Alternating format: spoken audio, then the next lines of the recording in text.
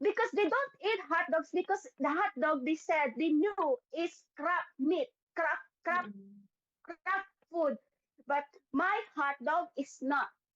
Ganito ibinida ni Diza Jen Mabaylan mula Edmonton ang reaksyon ng mga hurado sa Canadian TV show Dragon's Den nang iprinesenta niya ang kanyang It's Hot Dog Time Party Food Trucks.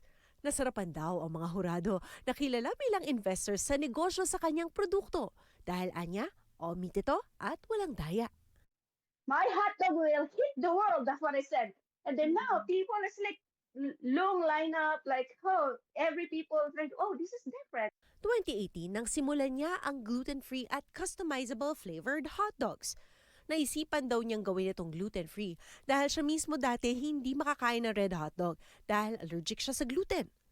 Sa ngayon, ang hotdog ni Mabaylan meron ng 8 flavors, gaya ng blueberry, teriyaki at honey garlic.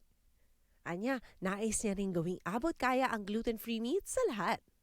Pag kailangan, pagkain, you will not say mahal or something because that's food. You work hard for yourself, for your family to make life. Civil engineer sa Pilipinas, dating nakipagsapalaran bilang domestic helper sa Hong Kong ang kababayang negosyante. Nagtrabaho rin siya bilang caregiver sa Canada. Sa ngayon, nais daw niyang mas mapalawak pa ang kanyang negosyo nang matikman pa ng mas marami ang hotdog niyang proud na gawang Pinoy. Nakikita na sa buong mundo, hindi lang sa Canada, kundi sa Pilipinas, sa Australia, sa New Zealand, sa Germany. And lahat-lahat na sila nag-ask like franchise, and this is the thing that I can share it to the world. Ani Mabaylan, di raw siya makapaniwala na 3 milyong dolyar na ang halaga ng small business nung in-evaluate ito kamakailan. Pero anya, resulta raw ito ng pagtutulungan ng kanilang pamilya. Ang asawa raw niya ang magaling magluto at nagsilbing recipe tester.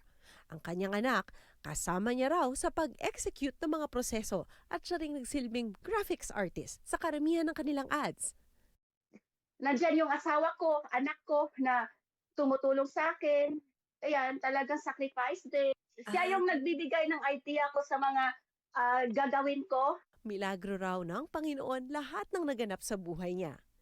Payo ni Mabaylan sa mga natitinag ang loob sa pagnenegosyo, hindi raw madali pero focus lang ang katapat para maibsan lahat ng problema. Pat Fernandez, Omni News, Vancouver.